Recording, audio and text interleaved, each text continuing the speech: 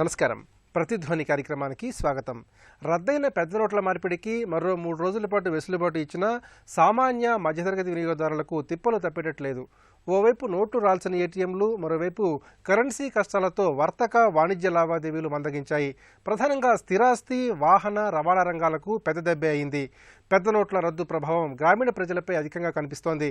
బ్యాంకులు, ఏటీఎంలు, ఆఖరికి సహకార బ్యాంకులు కూడా లేని ఊళ్లలో సమస్యలు మరీ ఎక్కువగా ఉన్నాయి. చివరిగా నల్ల కుబేరుల కమిషన్ దందా బాగా పెరిగిపోయింది. మరి కొద్ది రోజుల పాటు అన్నింటా అగచాట్లు తప్పేటట్లేదు. అయినప్పటికీ ప్రజలు సంయమనాన్ని ప్రదర్శిస్తున్నారు. ఈ నేపథ్యంలో కరెన్సీ కష్టాలను తీర్చేందుకు కేంద్ర రాష్ట్ర ప్రభుత్వాలు ఎలాంటి చర్యలు తీసుకోవాలి, బ్యాంకులు ఎలాంటి చురుకుదనాన్ని ప్రదర్శించాలి, సామాన్య మధ్యతరగతి వర్గాల కోసం రైలు, రోడ్డు రవాణా సంస్థలు ఏ మేరకు చొరవ చూపించాలి వంటి అంశాలపై ప్రతిధ్వని చర్చను చేపట్టింది. ఈ చర్చలో పాల్గొంటున్న ప్రముఖులు సిహెచ్ రామకోటయ్య గారు, భారతీయ జనతా పార్టీ ఆర్థిక విభాగం కన్వీనర్, ఎం నారాయణాచార్యులు గారు, చార్టర్డ్ అకౌంటెంట్, గ్రామీణ భారత వికాస్ వ్యవస్థాపకులు, వివికే ప్రసాద్ గారు, వివేకం ఫైనాన్షియల్ సర్వీసెస్ మేనేజింగ్ డైరెక్టర్, ఆర్థిక అంశాల విశ్లేషకులు, టి లక్ష్మీనారాయణ గారు, రాజకీయ సామాజిక అంశాల విశ్లేషకులు.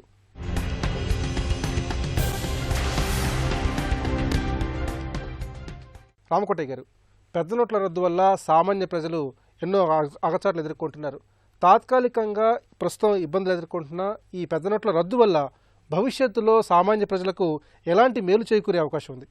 80% మంది ప్రజలకు ఎటువంటి ఇబ్బందికరమైన పరిస్థితి లేదు. కారణం ఏంటంటే వాళ్ళకి 100 రూపాయల నోటుతో సరిపోయేటువంటి విధానంలో ఆలోచన సరళి సాగుతూ ఉంటుంది. వాళ్ళకి కావాల్సినటువంటి గ్రామీణ ప్రాంతాల్లో ఉండేటువంటి వాళ్ళు కానీ, తక్కువ ఇన్కమ్ వచ్చేటువంటి వాళ్ళు ఎవరైతే ఈ పెద్ద నోట్లు దాచుకున్నారో వాళ్ళకే ఇబ్బందికరమైన పరిస్థితి, కానీ పెద్ద నోట్లు దాచుకొని వాళ్ళకి ఎటువంటి ఇబ్బంది లేదు. ఈ క్రమంలో ఎట్టి పరిస్థితుల్లో ఈ జరిగినటువంటి ఈ పరిణామం వల్ల దేశంలో ఉన్నటువంటి ఈ నల్ల డబ్బు బయటికి రావడం జరుగుతుంది తప్పితే యాక్చువల్గా మామూలుగా ఉండే జనజీవన స్రవంతిలో తక్కువ రోజులు. ఇలాంటి క్రమంలో ఎవరైనా దాచుకున్నట్టు 1000, 2000, 5000, 10,000, 15,000, 50,000 దాచుకున్నటువంటి వాళ్ళు కొద్దిగా ముందు బాధపడతారు, ఇబ్బంది పడతారు. వాళ్ళ దగ్గర డిపాజిట్ చేసుకుని వాళ్ళు కనుక డబ్బులు కనుక తీసుకునే విధానంలో ఉంటే కూడా ఇబ్బంది లేదు. వాళ్ళకి ఈ మధ్య ప్రధానమంత్రి గారు ఆలోచన చేసే జనధన్ యోజన అనే కార్యక్రమంలో ప్రతి వాళ్ళకి అకౌంట్ వెసులబిలిటీ ఉంది. ఈ వెసులుబాటు వల్ల ఎట్టి పరిస్థితుల్లో వాళ్ళ దగ్గర డబ్బుని దాంట్లో డిపాజిట్ చేయడానికి ఆస్కారం ఉంది. ఒకటి. రెండోది, డబ్బు తీసుకుని వాడుకోవడానికి కూడా ఆస్కారం ఉంది. అయితే ఏంటంటే చిన్న నోట్లు దొరకడం ఇబ్బందికరంగా ఉందన్న పరిస్థితి ఉంది. ఇది 5-6 రోజుల్లో ఇది మా తాత్కాలికమైనటువంటి ఇబ్బంది దాంట్లో గట్టెక్కి మామూలు స్థితిలోకి రావడానికి ఆస్కారం ఉంది. 2 రోజులు ఇబ్బంది పడ్డారు, 1 వారం పడతారు, 3 నెలల పాటు ఏమో ఒక రకమైనటువంటి ఆర్థికపరమైన ఇబ్బందులు పడేది ఉంది. 6 నెలల తర్వాత పరిపూర్ణంగా సెటరేట్ అయ్యి మళ్ళీ మామూలు రంగంలో రావడానికి ఆస్కారం ఉంది. నారాయణాచార్య గారు, గత 3 రోజులుగా సామాన్య ప్రజలు ఎన్నో అవస్థలు పడుతున్నారు, ఎన్నో కష్టాలు పడుతున్నారు. అయితే పైకి కనిపించకపోయినప్పటికీ నల్ల కుబేరులు ప్రధానంగా ఎలాంటి ఒత్తిడికి లోనవుతున్నారంటారు? వాళ్ళ మీద ఒత్తిడి ఉన్నట్టుగా ఇంకా కనపడట్లేదు. ఆ ప్రభావం పడడానికి ఇంకా కొంత టైం పడుతుంది. కానీ ఈ ఇబ్బందుల గురించి సంబంధించినంత వరకు తీసుకున్న నిర్ణయం సహేతుకం, అమలు చేసిన విధానం మాత్రం లోపభూయిష్టం. ఇంతమంది ప్రజలు రోడ్డెక్కి బాధలు పడి లైన్లలో నుంచుకుని ఆర్థికంగా మొత్తం అంత సమాజం, దేశం ఒక స్టాండ్ స్టిల్కి రావడం అనేది అంత ఆమోదయోగ్యమైనది కాదు. నేను సామాన్యుడిని, ఒక సామాన్యుడిగా నేను ఫీల్ అయ్యేది ఏంటంటే, సామాన్యుడి దగ్గర నుంచి ప్రభుత్వం ఇంత రహస్యంగా దీన్ని అట్టిపెట్టి చేయాల్సిన అవసరం ఉందో తెలియదు. ఎందుకంటే వచ్చే ఇన్ఫర్మేషను, రిపోర్ట్స్ కనుక కరెక్ట్ అయితే ఈ పాటికి చాలా చోట్ల ఆ నల్ల కుబేర్లని చెప్పబడుతున్న వాళ్ళకి దీనికి సంబంధించిన సమాచారం ఉంది. తర్వాత 70 సంవత్సరాల నుంచి లోపభూయిష్టంగా ఉన్నటువంటి అన్ని చట్టాల్లో కూడా పరిస్థితుల వల్ల గత్యంతరలేని స్థితిలో దీని జాలంలో పడిపోయినటువంటి మధ్యతరగతి వ్యాపారస్తులు, కుటుంబీకులు వీళ్ళందరూ కూడాను చాలా ఇబ్బందులు పడుతున్నారు. ఎందుకంటే వాళ్ళకి గత్యంతరలేని పరిస్థితిలో చేశారు తప్ప చట్టాలు సరిగ్గా ఉంటే ఈ పరిస్థితి తీసుకొచ్చేవారు కాదు. అలాంటి వాళ్ళు కొన్ని లక్షల మంది గత 3 రోజులుగా మా సంస్థకు కానీ, మా అభియానీస్కి కానీ విపరీతంగా కాల్స్ వస్తున్నాయి, అడుగుతున్నారు. ఈ సమస్య సృష్టించడంలో మీకు కూడా కొంత పాత్ర ఉంది కాబట్టి సమస్యలు కూడా పరిష్కరించే మార్గం మీరు చెప్పండి అని అడుగుతున్నారు. కానీ ఒకటి, తీసుకున్న నిర్ణయం మంచిది, ఇబ్బందులు ఉంటాయి. 4 రోజుల్లో దీన్ని బాగా చేయించుకోవాల్సిన అవసరం మనకుంది. ప్రభుత్వంలో ఉన్నవాళ్ళు, ప్రభుత్వం అంటే ఎక్కడో ఉన్నది కాదు, ప్రభుత్వం అంటే ప్రజలు. ఈ ప్రజలు ఎన్నుకున్న వాళ్ళు అక్కడ పనిచేస్తున్నప్పుడు సరిగా పనిచేయని వాళ్ళని ఎలాగైతే తీసేస్తామో, సరిగా పనిచేస్తున్న వాళ్ళని ఆ మొత్తం సిస్టంలో ఉన్నటువంటి దుర్మార్గులందరూ కలిసి డీస్టెబిలైజ్ చేసేటువంటి ప్రయత్నం కనుక జరిగితే పనిచేసేవాడిని రక్షించుకోవాల్సిన బాధ్యత కూడా సామాన్య ప్రజానికి అనేది. దానికోసం ప్రయత్నం చేస్తాం. అలాగే కాకుండా రాబోయే రోజుల్లో ఇంకా చాలా నిర్ణయాలు అవసరం. మనం బ్లాక్ మనీ అని మాట్లాడుతున్నాం, కానీ మనీకి కలర్ లేదు. Currency is same colour either in parallel economy are in the economy. Parallel ఎకానమీలో ఉన్నటువంటి రకరకాల ఎసెట్స్ అన్నింటినీ కూడా అడ్రస్ చేసి కాంప్రహెన్సివ్గా ఒక కొలికి తీసుకొస్తే తప్ప జరిగే వ్యవహారం కాదు. ప్రసాద్ గారు, పెద్ద నోట్ల రద్దు వల్ల వర్తక వాణిజ్య రంగాలపై ప్రధానంగా ఎలాంటి ప్రభావం చూపించే అవకాశం ఉంది? ముఖ్యంగా ఈ ఆర్థిక లావాదేవీల మందగమనం ఎంతకాలం పాటు కొనసాగుతుంది? ప్రధానంగా మనం ఇక్కడ గమనించాల్సింది ఏంటంటే ఈ చర్య వల్ల ఎక్కువ మంది పెద్ద పెద్ద కంపెనీలు ఏమి దెబ్బ తినే అవకాశం ఉండదండి. చిల్లర వర్తకులు, చిన్న వర్తకులు, చిన్న వ్యాపారస్తులు వీళ్ళ వరకే ఎక్కువ ఇబ్బంది కలుగుతుంది. అందులో కూడా ఏమొస్తుందంటే ఫుడ్ ఆధారిత వ్యాపారాలు ఎవరికి కూడా అందరికీ రోజు ఆకలి అవుతుంది కాబట్టి టైంకి మోడీ గారు ఈ రూల్ తీసుకొచ్చినా తీసుకురాకపోయినా ఆకలి అవుతుంది కాబట్టి దానికోసం ఫుడ్ వ్యాపారం బాగానే ఉంటుంది. అవి తప్ప మిగిలినవన్నీ పోస్ట్పోన్ అయిపోతాయి. అంటే ఉదాహరణకి పిల్లవాడికి బర్త్డేకి బట్టలు కొందాం అనుకున్నా కానీ ఇప్పుడు ప్రస్తుతం 500 రూపాయలు, 1000 రూపాయలు, 10,000 దాచుకుంటే అవి చెల్లవు కాబట్టి మార్చుకోవాలంటే ఆఫీస్కి ఒకరోజు లీవ్ పెట్టాలి. ఒకరోజు లీవ్ పెడితే ఒకరోజు జీతం కట్ అవుతుంది. సో ఇవన్నీ కూడా ఆలోచించి ఏం చేస్తారు, ఎప్పుడు మార్చుకుందామని టైం వెళ్ళదీస్తూ ఉంటారు. ఆదుర్దా ఎక్కువైపోతే అప్పుడు రోజు బ్యాంక్కి వెళ్ళిపోయి ఒకరోజు సెలవు పెట్టి లేకపోతే వాళ్ళ బాస్ చేత తిట్టించుకుని అలా ఇబ్బంది పడుతూ ఉంటారు. అందువల్ల చిన్న వ్యాపారులకి కొద్ది గొప్ప ఇబ్బంది తప్పదు. పైగా అందరికీ కూడా రెస్ట్రిక్షన్స్ ఏం పెట్టారు, ఇవాళ రోజున ఒక రకంగా చెప్తే రీజనబుల్గా కాకుండా 4,000 కన్నా ఎక్కువ డ్రా చేయడం వీల్లేదు, ఏటీఎంలో అయితే 2,000 కన్నా డ్రా చేయడం వీల్లేదు అన్నారు. అంటే 4,000 కన్నా డ్రా చేయకూడదంటే మా ఇంట్లో 4 పిల్లలు కనుకుంటే, ఒకవేళ 4 కనుక ఫ్యామిలీలో మెంబర్స్ ఉంటే 4,000 తీసుకుంటే ఒక రోజుకి, లేదా వారానికి 10,000 కన్నా తీసుకోకూడదు, 20,000 కన్నా తీసుకోవడం రెస్ట్రిక్షన్స్ పెడుతున్నారు. ఎంతోమందికి అంతకన్నా ఎక్కువ ఖర్చులు అయ్యేవాళ్ళు ఉంటారు. మరి వాళ్ళు ఎక్కడి నుంచి తెచ్చుకోవాలి? ఒకే మార్గం ఏంటి, క్రెడిట్ కార్డో డెబిట్ కార్డో ఉంటే వాడుకోండి, దాని మీద కంట్రోల్ లేదు కదా, రెస్ట్రిక్షన్స్ లేవు కదా అన్నారు. అది ఎన్ని చోట్ల క్రెడిట్ కార్డు చెల్లుబాటు అవుతుంది అనేది కొత్త రకంగా వచ్చినటువంటి ఆలోచన ధోరణిలో వెంటనే అడ్జస్ట్ అవడం అనేది కష్టమైన పని. అందువల్ల ఈ చిన్న వ్యాపారులకి కొద్దిగా దెబ్బతింటే అందరూ అనొచ్చు, ఇప్పుడు రామకోట దగ్గర కూడా చెప్పారు, ఒక వారం రోజులు దెబ్బతింటారు, వారం రోజుల తర్వాత అంతా సర్దుకుపోతుంది అన్నారు. కానీ వారం సంవత్సరంలో ఉండేది 365 రోజులు, అందులో 52 వారాలే. ఒక వారం నా సేల్స్ పోతే ఆ ఒక్క వారం సేల్స్ నెక్స్ట్ వారం పుంజుకునే అవకాశం లేదు. అంటే ఆ వ్యాపారస్తుడికో చిల్లర వర్తకుడికి ఆ వారమో 2 వారాలు పోయిన వ్యాపారం ఖచ్చితంగా కంప్లీట్గా లాసే. సో దానికి ఎవరు జవాబుదారీ అంటే ఎవరు జవాబుదారీ లేదు. కాకపోతే అంత మాత్రాన్ని ఇవన్నీ చేయటం ఇది మంచిది కాదా అంటే ఎవ్వరం కూడా పొరపాటును కూడా మంచిది కాదని చెప్పి ధైర్యం చేయలేము. మంచిదే. మంచి పని జరిగినప్పుడు అందులో వచ్చేటువంటి లాభాలతో పాటు నష్టాలు ఖచ్చితంగా ఉంటాయి. సర్జరీ చేయకుండా జబ్బు తగ్గదు అనుకున్నప్పుడు సర్జరీ అవసరం ఎట్లాగో ఇది కూడా ఖచ్చితంగా అవసరమే. కాకపోతే చేయబోయే ముందు చర్యల్లో కనుక ఎక్కువ నగదును కనుక లభ్యతలో పెట్టి ఈ 4,000 కనుక రెస్ట్రిక్షన్స్ లేకుండా కనుక చేస్తుంటే బహుశా బాగుండేది. అలా చేయకపోవడం మూలంగా వచ్చినటువంటి రెసిస్టెన్స్ కొద్దిగా గొప్ప తిరుగుబాటు కాకపోయినా కొద్దిగా నిరాశ ఉంది తప్పితే అదర్వైజ్ ఖచ్చితంగా ఆహ్వానించదగ్గ పరిణామంగానే చెప్పాలి. లక్ష్మీనారాయణ గారు, నగరాల్లో, పట్టణాల్లో ఏటీఎంలు, ఇతర బ్యాంకింగ్ సేవలు అందుబాటులో ఉన్నాయి. కానీ గ్రామీణ ప్రాంతాల్లో ఈ బ్యాంకింగ్ సేవలు అంతగా అందుబాటులో లేవు. మరి గ్రామీణ ప్రాంత ప్రజల ప్రస్తుత పరిస్థితిని ఏ విధంగా విశ్లేషణ చేసుకోవాలి? గ్రామీణ భారతంలోకి వెళితే వాళ్లకు బ్యాంకులో ఖాతాలు ఉండేదే తక్కువ. జన్ధన్ యోజన ద్వారా ఏర్పాటు చేసినప్పటికీ వాటిలో డబ్బు ఉండేటువంటి అవకాశాలు తక్కువ. వాళ్ళు కరెన్సీ మీదనే ఆధారపడి వాళ్ళ ఆర్థిక లావాదేవీలన్నీ కూడా జీవనం గడుపుతున్నారు. మనం మొత్తంగా చూసినప్పుడు కరెన్సీలో 16 లక్షల కోట్ల రూపాయలు సర్క్యులేషన్లో ఉందని అనుకున్నా 500, 1000 రూపాయల నోట్లే ఇవాళ 85% వరకు సర్క్యులేషన్లో ఉన్నాయి. అంటే 100 రూపాయలు, 50, 20, 10 ఇవన్నీ కూడా మిగిలినటన్నీ కలిపితే 15% కూడా లేవు. అందువల్ల చేతుల్లోకి మార్పు జరగడానికి కూడా కరెన్సీ లేదు, అందుబాటులో లేనటువంటి పరిస్థితి. నిన్న మొన్నటి వరకు ఏటీఎంల దగ్గరికి వెళ్తే మనకు కనిపించినటువంటి దృశ్యం ఏంటి, కార్డు పెడితే 500 వచ్చినాయి కానీ 100 రూపాయలు లేవు. ఇవాళ 50 రూపాయలు కూడా లేవు. ఇవాళ 50 రూపాయలు 100 రూపాయలకి రిస్ట్రిక్ట్ చేసి మీకు ఏటీఎంల దగ్గర ఆపరేట్ చేయిస్తామంటే 50 రూపాయలకు కన్వర్ట్ చేసి పెట్టడానికి ఇప్పుడు నోట్లు లేవు. రెండోది దాన్ని మళ్ళీ మార్చాలి, కాన్ఫిగరేషన్ మార్చాలి. అంటే నోట్లే సర్క్యులేషన్ లేనటువంటి సందర్భంలో గ్రామీణ ప్రాంతంలో ఇవాళ చాలా ఇబ్బందులు పడుతున్నారు. ఎరువులు కొనాలన్నా, పిల్లల పెళ్లిళ్ళు చేయాలన్నా, లేకపోతే పిల్లల ఫీజులు కట్టాలన్నా, రోజువారీ నిత్యావసర వస్తువులు కొనుక్కోవాలన్నా అన్నింటికీ కూడా చాలా ఇబ్బందికరమైన పరిస్థితులు ఉంది. అయినా దీన్ని బలపరుస్తున్నారు. ఎందుకు బలపరుస్తున్నారు? యూపీఏ ప్రభుత్వ కాలంలో, ప్రత్యేకించి యూపీఏ 2 కాలంలో కుంభకోణాలు పెద్ద ఎత్తున జరిపి లక్షల కోట్ల రూపాయలు ప్రజాధనాన్ని కొల్లగొట్టారు. అవినీతి ప్రభుత్వం అనేటువంటిది ఒకటి వచ్చి దానికే ఆ గవర్నమెంట్ను ఓడగొట్టారు. కనీస ప్రతిపక్ష స్థానం కూడా లేకుండా చేశారు. మోడీ గారిని తీసుకొచ్చారు. అన్నా హజారే గారు అవినీతి వ్యతిరేక ఉద్యమం చేశారు. పెద్ద ఎత్తున యువత అందరూ కూడా ప్రజలు దాన్ని పాల్గొన్నారు, అప్రిషియేట్ చేశారు. అంటే అవినీతికి వ్యతిరేకంగా, నల్లధనానికి వ్యతిరేకంగా, ఈ దేశంలో నకిలీ నోట్ల చలామణికి వ్యతిరేకంగా తీవ్రమైనటువంటి నివురుగప్పినటువంటి అసంతృప్తి ఉంది, ఆగ్రహం ఉన్నది. ఆ సమస్యను అడ్రస్ చేస్తుంది ఇది. నేను అవినీతిని తుదముట్టించడానికి, నకిలీ నోట్లను అరికట్టడానికి, నల్లధనాన్ని వెలికి తీయడానికే నేను తీసుకొచ్చానని మోడీ గారు ఎప్పుడైతే చెప్పారో అది సహజంగానే అందరినీ అప్రిషియేట్ చేసి అందరూ అప్రిషియేట్ చేసే పరిస్థితి వచ్చింది. కానీ ఆచరణలోకి వచ్చేటప్పటికి సానుకూల ప్రతికూల ఫలితాలు ఉన్నాయి. సానుకూలమైనటువంటి వాటిని బలపరచడానికి ప్రజలు ఎప్పుడు సిద్ధంగానే ఉంటారు. కానీ గవర్నమెంట్ ఇక్కడితోనే ఆగితే కేవలం పెద్ద నోట్ల రద్దు, కొత్త నోట్లను మళ్ళా విడుదల చేయడం వరకే పరిమితం అయితే ఆశించినటువంటి ఫలితాలు, ప్రజలు కోరుకుంటున్నటువంటి మార్పు నల్లధనం పైన కానీ అవినీతికి సంబంధించి కానీ ఉండకపోయేటువంటి అవకాశమే మెండుగా ఉంటుంది. రామకోటయ్య గారు, దేశంలో అర్ధక్రాంతిని సాధించడమే మోదీ లక్ష్యంగా కనిపిస్తోంది.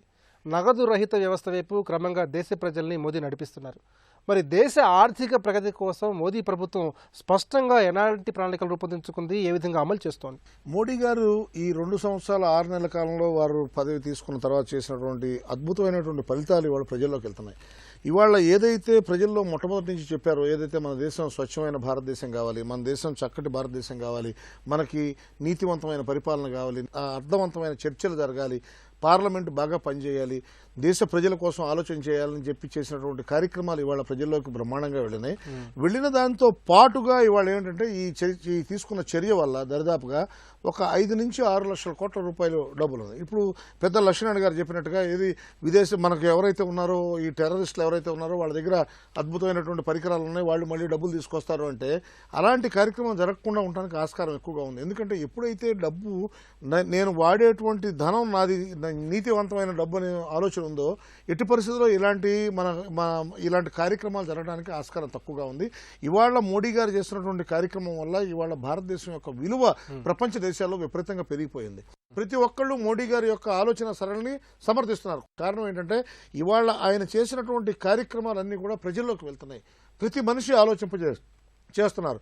అలాగే మనం ఉన్నటువంటి ఖర్చు పెట్టేటువంటి డబ్బు గురించి కూడా ఒక అవగాహన ఉంది. ఇవాళ అవినీతి రహితమైనటువంటి దేశాన్ని తీసుకురావాలనే ఆలోచనలో ఉన్నారు.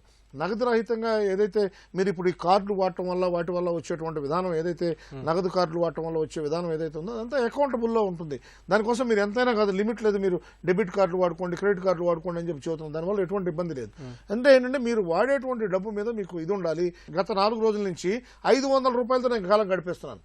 ఈ 500 రూపాయలతో నేను ఎలా గడపాలి అనేది కోసం ఇవాళ ఆలోచన చేస్తానంటే ఇంతకుముందు 5,000తో కూడా అవ్వంది, ఇవాళ 500 రూపాయలతో ఎలా సాధ్యమైంది అంటే నా యొక్క ప్రత్యామ్నాయ మార్గాలు నేను ఆలోచిస్తున్నాను. యాక్చువల్గా ఏంటంటే డబ్బుని ఇష్టం వచ్చినట్టు ఖర్చు పెట్టకుండా దేశ అభివృద్ధి సాధించే విధంగా మనం కానీ తీసుకెళ్లాలంటే ఎట్టి పరిస్థితుల్లో ఆలోచన చేయాలి.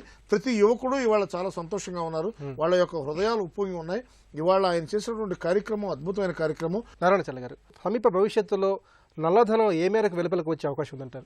నల్లధనం అనగానే కేవలం అదేదో క్యాష్లో ఉన్న దాని గురించి మాట్లాడడానికి లేదు.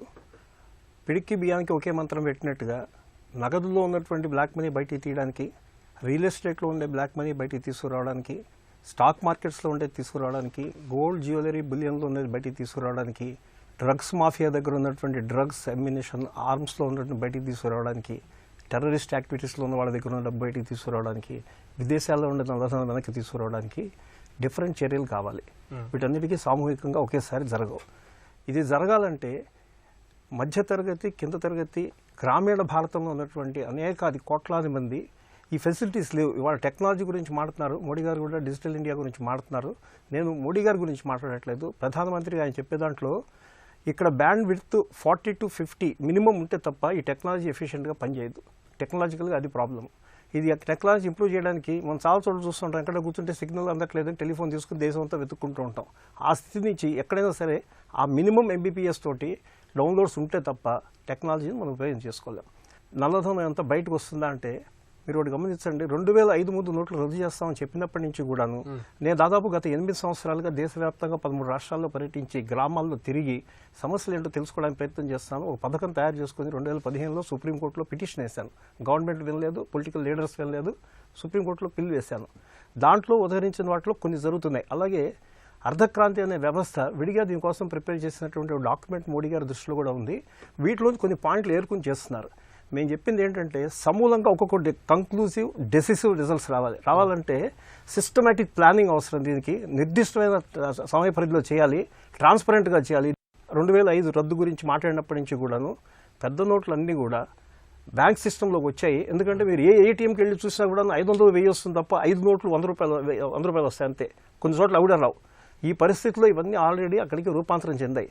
నల్లధనం అనేది కేవలం పెద్ద నోట్లోనే ఉందనే దాన్ని మేము అంగీకరించాం. ఇవాళ ఎవరైతే జనం గురించి వీళ్ళు చెప్తున్నారో రాజకీయ నాయకులు, ఆ జనం ఎవరు కూడాను రాజకీయ నాయకులు ఇచ్చేటువంటి 2 లక్షలు 3 లక్షలు తీసుకుని బ్యాంకుల్లో డిపాజిట్ చేసుకోవడానికి వెనకాడట్లేదు ఎక్కడ కూడా. నేను గ్రామాలకు వెళ్ళాను. రెండోది, బ్యాంకుల దగ్గరికి వెళ్తే క్యూస్ విపరీతంగా ఉన్నాయి. నేను బ్యాంక్ మేనేజర్తో మాట్లాడాను ఏంటి పరిస్థితి అని. ఒక బ్యాంక్ మేనేజర్ చెప్పాడు, ఇంకో 100 మందికి ఇచ్చిన తర్వాత ఇవ్వడానికి డబ్బులు లేవు నా దగ్గర, అందరూ తిరగబడుతున్నారు, 2000 ఇస్తే ఏం చేసుకోవాలి నేను, నాకు 100 కావాలని. 100 లేవు ఇక్కడ, ఏటీఎంలో పెట్టారు, ఏటీఎం మిషన్ లాక్ చేశారు. కరెన్సీ గురించి ఫోన్ చేస్తే ఎప్పుడు వస్తుందో తెలియని పరిస్థితి. ఈ లాజిస్టిక్ మేనేజ్మెంట్ సిస్టమేటిక్గా చేయాలి. దీంట్లో రహస్యం ఉండాల్సిన అవసరం లేదని నా అభిప్రాయం. నేను ఇదే విషయం గురించి ఇప్పుడు ప్రచారం చేస్తున్నాను. మొదలుపెట్టి దీని మీద ఈ మధ్యతరగతిలో ఇంకో విషయం ఉంది. 10 కోట్లు సుమారుగా ఉన్నవాళ్ళు కోట్లాది మంది ఉన్నారు. మీరు నల్లధనం గురించి మాట్లాడేటప్పుడు పెద్ద పెద్ద వాళ్ళ గురించి మాట్లాడుతున్నారు, కానీ కొన్ని లక్షల్లో ₹1,00,00,000 చొప్పున ఉన్న వాళ్ళు ఉన్నారు. ఇక్కడ రైడ్ జరిగిన, ఏసీబీ రైడ్ జరిగినా ₹1,00,00,000 బయటకు వస్తాయి, దాంట్లో కట్టలు నోట్లు కూడా కనపడతాయి. అందుకని నోట్లు సమస్య పోవడం అంత తేలిక కాదు. కాంప్రహెన్సివ్ ప్రణాళిక లేకుండా ఇది జరగదు. ప్రసాద్ గారు, జీఎస్టీ అమలుకు ముందు మోదీ తీసుకున్నటువంటి కీలక నిర్ణయం పెద్ద నోట్లు రద్దు చేయడం. మరి ఈ కీలక నిర్ణయం దేశ ఆర్థిక ప్రగతికి ఏ విధంగా నాంది పలికే అవకాశం ఉంది? ఆర్థిక ప్రగతికి అనుమానం లేకుండా బ్రహ్మరథం పడటానికి అవకాశం ఉందండి. ఎందుకంటే ఇప్పటి వరకు ఎన్నో చోట్ల అంటే ఉపయుక్తం లేకుండా లాకర్లోనో బంకర్లోనో ఎక్కడో ఇరుక్కుపోయిన డబ్బులంతా కూడా సిస్టంలోకి వస్తాయి. ముందు ఎవరి దగ్గర ఎంత డబ్బులు ఉన్నాయో, అది నిజంగా నా దగ్గర నల్లదానం ఉంటే నేను ఒక 100 మందినో 1000 మందినో పట్టుకుని వాళ్ళందరి పేరు మీద 2 లక్షలు ఎంతో వేసి వైట్ చేసుకోవడానికి ప్రయత్నించవచ్చు. కానీ సిస్టమ్ లెక్కలోకి వస్తుంది. ఎందుకంటే బ్యాంకుల్లో ఇవాళ కనుక ఎవరైనా బ్యాంకులో డిపాజిట్ చేస్తుంటే ₹2 లక్షల డిపాజిట్ చేస్తుంటే మొత్తం దానికి సంబంధించి ఇంక్లూడింగ్ ఫింగర్ ప్రింట్తో బయోమెట్రిక్స్ జోతో ఏ ఆఫీస్ అయితే ఆథరైజ్ చేస్తున్నాడో అతను ఆథరైజ్ చేస్తే కానీ ఆ ట్రాన్సాక్షన్ త్రూ అవ్వట్లేదు. అంటే దాని మూలంగా ఏమొస్తుంది, ఎవరు ఆ ట్రాన్సాక్షన్ని సూపర్వైజ్ చేశారోతో సహా ట్రాక్ చేయడం జరుగుతుంది. అది చాలా బ్రహ్మాండంగా జరుగుతుందని చెప్పాలంటే త్వరగా ఎప్పుడు లేదండి. అంటే క్యాష్ ట్రాన్సాక్షన్ అంతకుముందు 10 లక్షల కన్నా ఎక్కువ సేవింగ్స్ అకౌంట్లో డిపాజిట్ చేస్తే ట్రాక్ చేసేవాళ్ళు. ఇప్పుడు ₹2 లక్షల డిపాజిట్ చేస్తే కూడా ట్రాక్ చేయడమే కాకుండా ఎవరు అప్లోడ్ చేశారో వాళ్ళని కూడా అకౌంటబుల్ చేస్తూ దానికి యూనిక్ నెంబర్ ఇచ్చి దానికి పాన్ అకౌంట్తో కూడా లింక్ చేస్తున్నారు. అంటే పాన్ అకౌంట్ కనుక లేకపోతే, నా దగ్గర పాన్ అకౌంట్ లేకుండా రోజుకు ఒక 2 లక్షలు ఒక పొలిటీషియన్ ఇచ్చాడు కదా బ్యాంకులో వేసుకుంటూ వెళ్ళిపోతే నేను రేపు పొద్దునే ఆన్సరబుల్. మీరు అనొచ్చు, దీని మూలంగా గవర్నమెంట్కి లాభం జరుగుద్దేమో కానీ ప్రజలకి ఏం లాభం జరుగుద్ది అంటారేమో. ప్రభుత్వం ప్రస్తుతం జరుగుతుంది ఏంటంటే వాళ్ళ రోజున మండి పొద్దుల బకాయిలు కానివ్వండి ఏదైనా అవటం మూలంగా గవర్నమెంట్ చెప్పింది 70,000 కోట్లు ప్రభుత్వం బ్యాంకులకు ఇస్తాను, దాని ద్వారా రుణ వితరణ తేలిగ్గా ఉంటుందని చెప్పింది. కానీ వాళ్ళు ఇచ్చింది మొత్తం కలిపి 20,000 కోట్లు కూడా లేవండి, 26,000 కోట్లు ఎంత ఇచ్చారు. మరి మిగిలిన డబ్బులు తేవాలంటే ఎక్కడి నుంచి వస్తుంది? 2 మార్గాలు, ట్యాక్స్ అన్నా పెంచాలి, లేకపోతే ఏదో ఒక రకంగా సమకూర్చుకోవాలి. ఇవాళ చేసినటువంటి పథకం మూలంగా ఇప్పుడు ఆచార్యులు గారు చెప్పినట్టుగానో లేదా రాంకోట గారు చెప్పినట్టుగానో 3 లక్షలు 4 లక్షలు 6 లక్షల కోట్లు అంటే ఒక ఎస్టిమేట్ ప్రకారం దాదాపు 5 లక్షల కోట్లు బ్లాక్ మనీ ఉంటుంది ఇండియాలో అంచనా. 5 లక్షల కోట్లు బ్యాంకింగ్ వ్యవస్థలోకి వస్తే అందులో 30% కనుక ట్యాక్స్ కడితే అంటే పెనాల్టీ వేస్తారు, 200% అవన్నీ కూడా వదిలేద్దామండి. వదిలేసినా కూడా కనీసం 1,00,000 కోట్లు రావాలి. ఏది వసూలు అవ్వాల్సిన పన్నులు అంత తక్కువ లేకపోయినా 50,000 కోట్లు నిర్విఘ్నంగా ఖచ్చితంగా ప్రభుత్వానికి ఖజానాలో జమ పడుతుంది. ఈ 50,000 కోట్లు కూడా బడ్జెట్లో పొందుపరిచిందో కాదు. అంటే ప్రభుత్వానికి ఉదారంగా అనుకోకుండా కలిసి వచ్చిన అవకాశంగా 50,000 కోట్లు వస్తే బ్యాంకులను స్థిరీకరించడానికి మూలధనానికి మళ్ళీ ఇవ్వడానికి అవకాశం ఇబ్బంది లేకుండా చేస్తుంది. అలా కనుక చేసినట్లయితే ఫైనాన్షియల్గా మొత్తం కూడా ఇంజిన్స్ అన్ని కూడా లూబ్రికేట్ అవుతాయి. అలా ఎప్పుడైతే ఫైనాన్షియల్ సిస్టమ్ ఇంప్రూవ్ అవుతుందో రుణ వితరణ జరిగితే ఎకనామిక్ యాక్టివిటీ పెరుగుతుంది. నా అంచనా ప్రకారం ఎంత తక్కువ వేసుకున్నా కూడా కనీసం 1 నుంచి 2% వరకు జీడిపిలో వృద్ధి ఈ ఒక్క మూవ్ మూలంగానే వచ్చే అవకాశం ఉంది. సో మొత్తం మీద ఆలోచిస్తే దేశ హితం కోసం చేసిన చర్య కాదా అంటే ఖచ్చితంగా చర్య. దీని మూలంగా కొద్ది గొప్ప ఇబ్బందులు వచ్చాయా లేదంటే ఖచ్చితంగా ఇబ్బందులు వస్తాయి. కానీ ఇబ్బందుల్ని పరిమితులను విధించిన పరిమితుల కన్నా లాభాలు ఎక్కువ వస్తాయి లేదని ఖచ్చితంగా అనుకోవాలి. మీరు ఆలోచిస్తే అవకాశాలు ఉన్నాయి. ఆలోచన లేకుండా నేను పాత పద్ధతిలో నోట్లే పట్టుకుంటాను, నోట్లే ఖర్చు పెడతాను అంటూ అనేది దాదాపుగా కాలం చెల్లిన పద్ధతులు. కాబట్టి నవశకానికి నాంది పలకాలంటే కొద్ది గొప్ప నవ్యతకి పెద్దపీట వేయక తప్పదు. దీన్ని ఖచ్చితంగా కూడా అందరూ ఆహ్వానించదగ్గ పరిణామంగానే నేను భావిస్తాను. లక్ష్మీనారాయణ గారు, పెద్ద నోట్ల రద్దు వల్ల సామాన్య ప్రజలు ఇక్కట్లు పడుతున్నా భవిష్యత్తులో దేశానికి మేలు చేకూరుతుందని సంయమనాన్ని పాటిస్తున్నారు. మరి వారి సంయమనాన్ని మరింతగా పరీక్షించకుండా అటు ప్రభుత్వం ఇటు బ్యాంకులు సత్వరం ఎలాంటి కీలకమైన చర్యలు చేపట్టాలి? ప్రజలు ఎప్పుడు కూడా ఆశావాదులు. మార్పు వైపున ఏ ప్రభుత్వం చర్య తీసుకున్నా దాన్ని స్వాగతిస్తారు, హర్షిస్తారు, మద్దతు పలుకుతారు. కరెన్సీ రూపంలో ఉన్న నల్లధనాన్ని వెలికి తీయడానికి ప్రయత్నం చేసేటువంటి ప్రభుత్వ చిత్తశుద్ధి మనం శంకించాల్సిన అవసరం లే. కానీ మనది ఆర్థిక నేరాల లో ఆరితేరినటువంటి వ్యవస్థీకృత సమాజంలో మనం బతుకుతున్నాం. ఈ నేరాల వ్యవస్థీకృతమైనటువంటి సమాజంలో ఉన్నటువంటి వీళ్ళందరూ కూడా అప్పుడే మొదలుపెట్టారు. ఈ 3-4 రోజుల్లో వాటిని ఏ దొడ్డిదారుల్లో దానిని చట్టబద్ధం చేసుకోవాలి. తన అనుచరుల ద్వారానా, లేకపోతే ఇప్పుడు ₹1 కోటి ఇస్తాం, 2 ఏళ్ల తర్వాత 70 లక్షలు ఇవ్వండి, 60 లక్షలు ఇవ్వండి అంటే ఒప్పందాలు అంటే వాళ్ళట తీసుకెళ్ళి వాడుకుంటారు. ఏదేమైనా రకరకాల రూపంలో ఈ 4-5 లక్షలు ప్రసాద్ గారు చెప్పినట్టు 4-5 లక్షల నల్లధనం ఏదైతే ఉన్నదో అందులో 50 లక్షలు 1 లక్ష రూపాయలు ప్రభుత్వం ఖజానాగా చేరినప్పటికీ సంతోషమే. అందువల్ల అసలు మేలుండదా? మేలుంటుంది. కానీ మొత్తం ఈ నల్లధనాన్ని పోగేసుకున్న వాళ్ళందరూ ఆ పంది కుక్కలన్నీ దొరికిపోతారా ప్రభుత్వానికంటే? దొరికే అవకాశం ఈ వ్యవస్థలో లేదు. అనేక దొడ్డి మార్గాలు ఉన్నాయి. రాజకీయ పార్టీలే, రాజకీయ వ్యవస్థే దానికి చూయిస్తుంది. ఎందుకంటే రాజకీయ వ్యవస్థే అవినీతి కూపంలో కూరుకుపోయింది. ఎన్నికల వ్యవస్థే డబ్బుతో ముడిపడి ఉన్నది. అందువల్ల ఈ వ్యవస్థలో మనం ఆశావాదులంగా ఎంతో కొంత మేలు జరుగుతుందని మాత్రమే నేను అనుకుంటున్నాను. ప్రజలు సంయమనంతో వ్యవహరిస్తున్న ప్రస్తుత తరుణంలో ప్రభుత్వ సంస్థలు, బ్యాంకులు మరింత చురుగ్గా వ్యవహరించాలని నిపుణులు కోరుతున్నారు. రోజువారీ పనులకు ఇబ్బంది లేకుండా చూడాలంటున్నారు. త్వరలోనే పరిస్థితి చక్కబడుతుందన్న ఆశాభావం వ్యక్తం అవుతోంది. ఇది నేటి ప్రతిధ్వని. నమస్కారం.